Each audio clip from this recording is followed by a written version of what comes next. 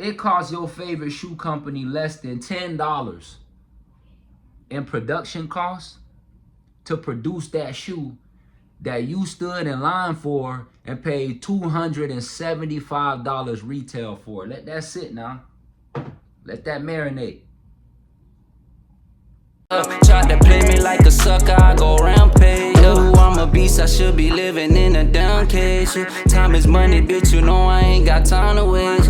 I be in the field, but no, I don't got time to play. I know sometimes this shit get hard, but we gon' make a way.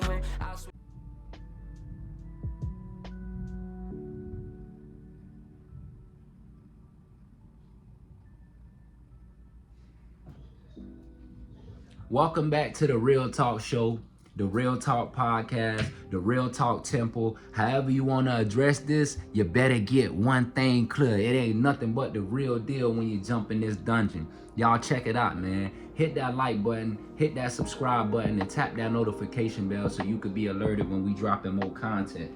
Check it out. Price is not value. Let me say that again for the people in the back of the class that didn't catch what I just said. Price is not value. Price is determined by value. We're gonna get into that. Let me make it make sense. Nike, Jordan, Adidas, you name it. Pick your favorite shoe company. Put them in the back of your mind right quick. It costs your favorite shoe company less than $10 in production costs to produce that shoe that you stood in line for and paid $275 retail for. Let that sit now. Let that marinate. It costed less than $10 price per unit in production for Nike, Adidas, and Jordan to produce that shoe that you paid $225 retail for. Let me say it again. Price is not value. Just because you paid $225 for the shoe doesn't mean that's the value. If we were to take that shoe, break that shoe down by materials and by price per unit for each material, we would quickly come to find out price is not value. Okay? I'm an investor. I invest in stocks, I invest in crypto, real estate, bonds, ETFs, NFTs, all out investor, right? One thing you learn quickly in the investor world, and this could easily be the first rule of thumb when it comes to financial literacy. You have to understand price does not determine the value of an investment, man. For example, we have something called intrinsic value in the investing world. To sum it up, short and sweet, what that is the value, the true value of a company in regards to the stock market value of a company. Let me give you an example. I'm gonna go and look at a quarterly earnings statement for Apple. After I crunched all the numbers on the statement, I looked at their assets, liabilities, free cash flow, their revenues, and all these different numbers, crunched them together. I got a $541 million market cap for Apple. And this is just an example. Of course, Apple was up in the trillions, but this is just an example.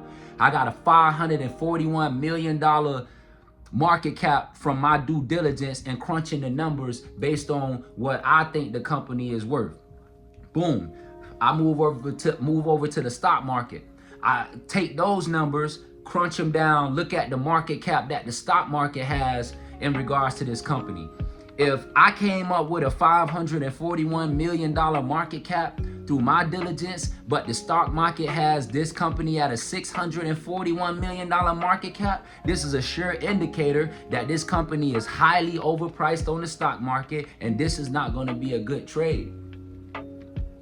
This is where, as an investor, I'm able to use my strategies, use my knowledge, use my experience, use my losses, my gains, and all of these other different aspects of who I am to compile, to do diligence, and to make sure I come out on top, man. So like I said, It's a vice versa. If I have a $541 million market cap through my due diligence and my valuations of the company, but the stock market values this company at $441 million, that means that this company is undervalued on the stock market, and this would be a great investment to get into.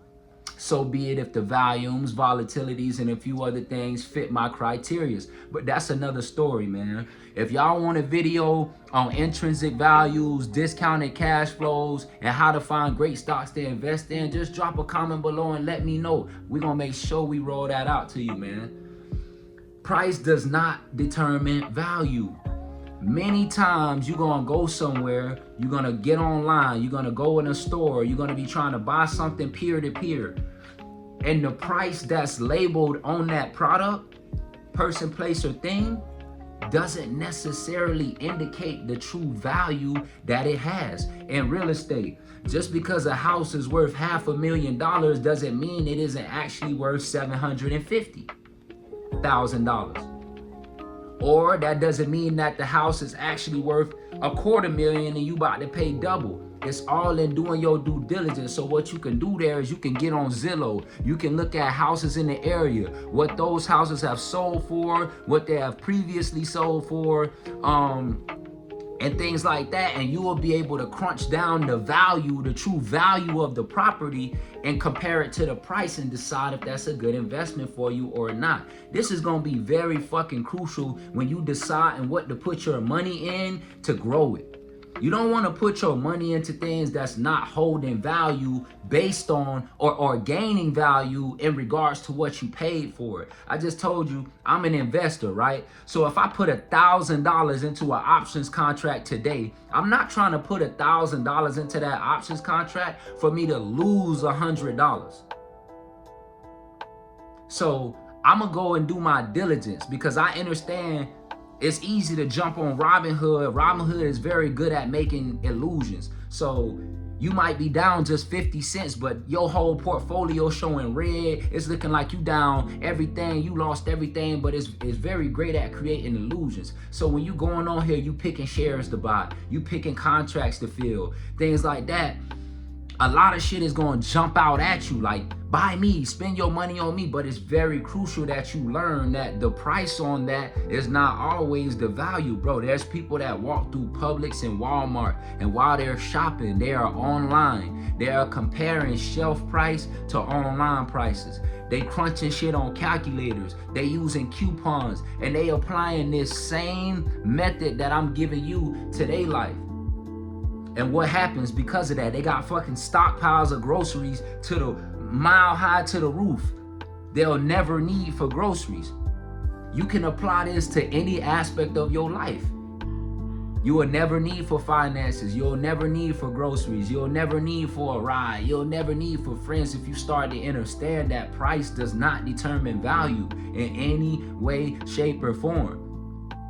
If I bought something at fair market value and I want to resell it, well, I'm going to tack a few dollars on there so I can make me some profit. Price does not determine value. I know it's only worth $150, but I'm trying to sell it for $180 so that way I can make some money. The person who purchased this from me doesn't understand that price doesn't determine value, so they're going to purchase that for higher than the market price and retail price just because they see it, it speaks to them, it's screaming, take my money. You know what I mean? So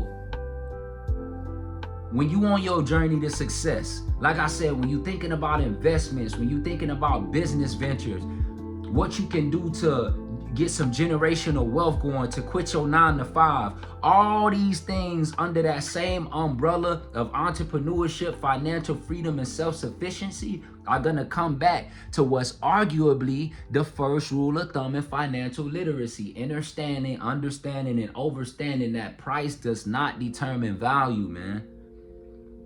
It's been economically proven